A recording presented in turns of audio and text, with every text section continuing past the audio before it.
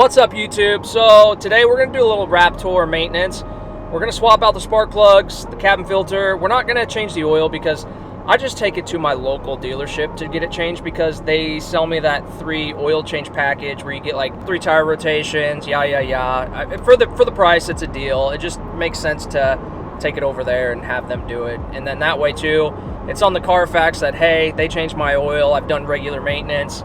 And when I go to sell this, someone will be like, oh, wow, that truck's been regularly taken care of. And it's going to be a done deal sold.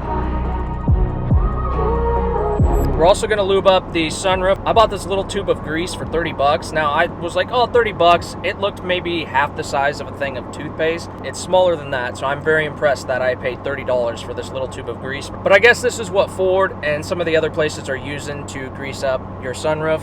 So I figured with all the kind of known problems that the Raptor has with sunroof issues that I would just spend the 30 bucks and we'll grease her up.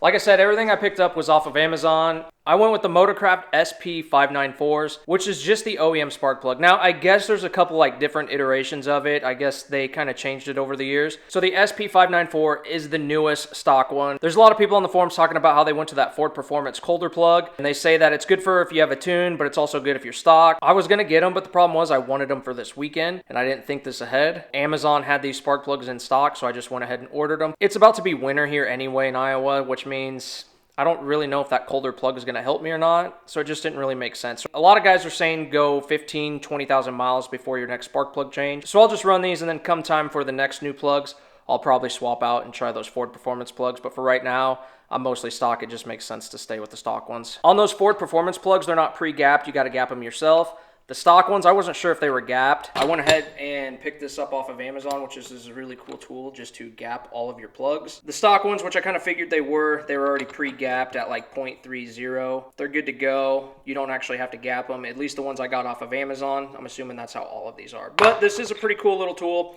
I think it was like 15 bucks. Comes with a feeler gauge, and it's just kind of a clutch way to gap your spark plugs.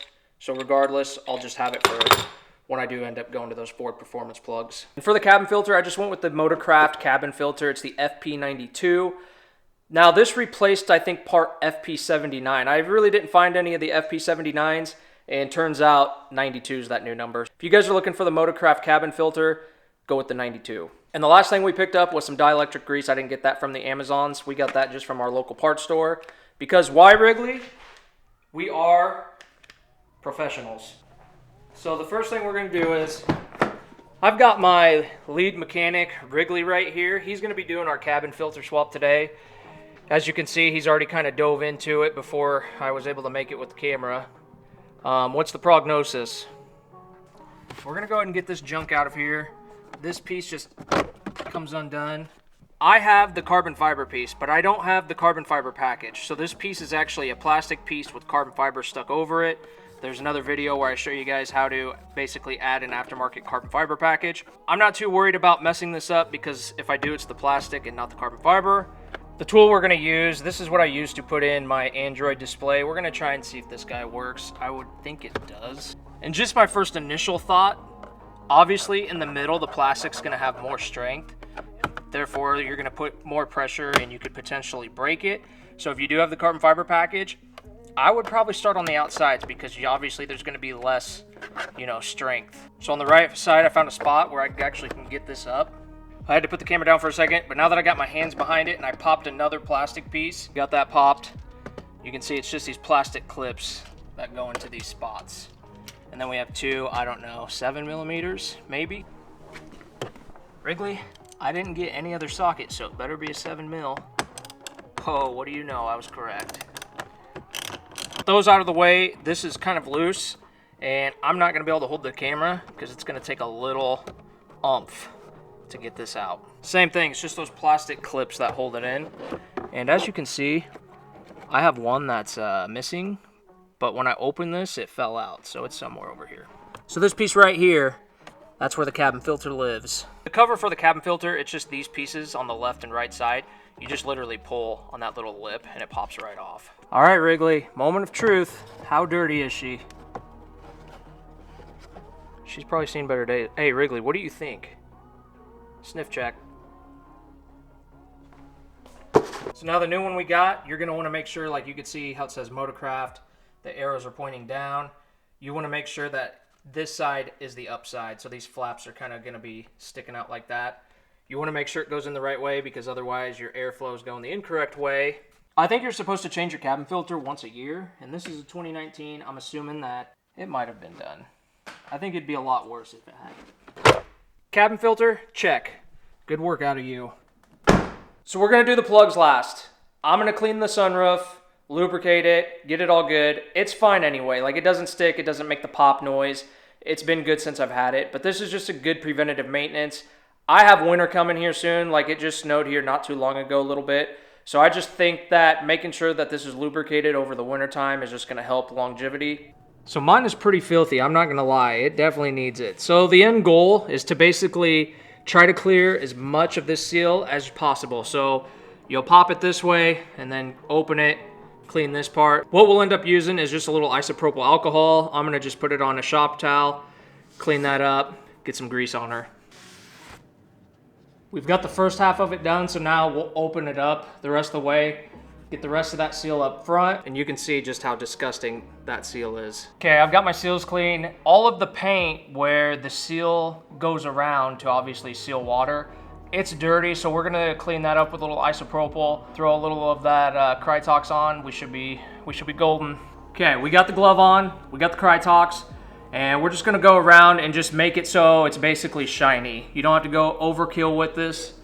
Right here is the difference. You can see that's where I stopped. So you can just see how I just put like a shiny coat on that seal. So I'm gonna do this to all of the seals that I can, and then around here as well, all throughout here. It's $30 for that little tube, but you don't use that much, so it'll last you, several cleanings. That was quick and easy.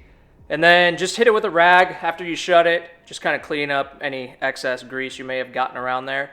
Filter, check. Sunroof, lube. Spark plugs, next.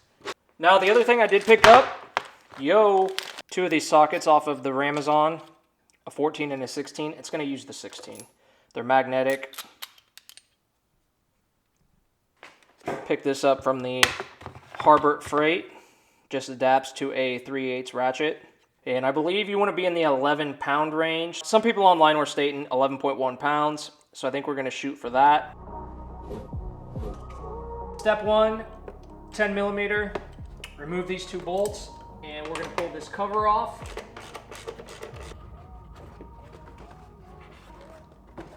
And you're probably wondering, Jimmy, what happened to your K&N intake system? I may or may not have went back to factory. Just didn't align with my core values. Now that the engine cover's out of the way, we got a coil pack, coil pack, coil pack, coil pack, coil pack, coil pack, 6 coil packs, 6 cylinders, 6 spark plugs. It makes sense. There's a bolt for each coil pack.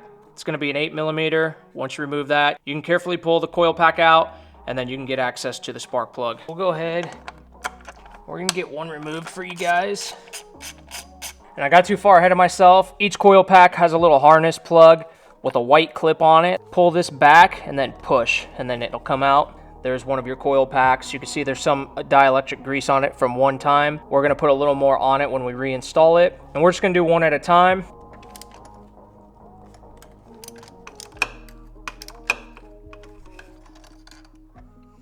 There's one. That looks pretty bad. We're not gonna do any anti-seize or anything like that. From what I've read, that could cause more harm when torquing it. You might not torque it to the right spec. We're gonna run with nothing. We're just gonna keep these changed out. And now we're just gonna hand tighten this till it basically stops, and I'm not gonna try any more pressure. And what's cool about this, the minute you're torquing it down, the number increases. So I can see I'm at 3, 4, 5, 6, and then it'll start beeping at us. So it kind of started beeping couple times. That means you're getting close, and then solid beep means you've hit it. So then I just stuck a little dielectric grease in the end of this coil pack. We'll reinstall it, plug it back in, throw that 8 millimeter bolt in, and we are good to go. And when you reinstall your bolt for the coil pack, I like to do this on just about everything. Once it's in there, just reverse it counterclockwise till you hear it click. You'll hear it / feel it right there. So now I know that my threads were lined up, and I can just screw this back in, and I don't have to worry about cross-thread and anything. Chances of you cross-thread in something like this, probably slim. It's just something that once I learned it, I always do it. Wrigley, did we do a successful spark plug change?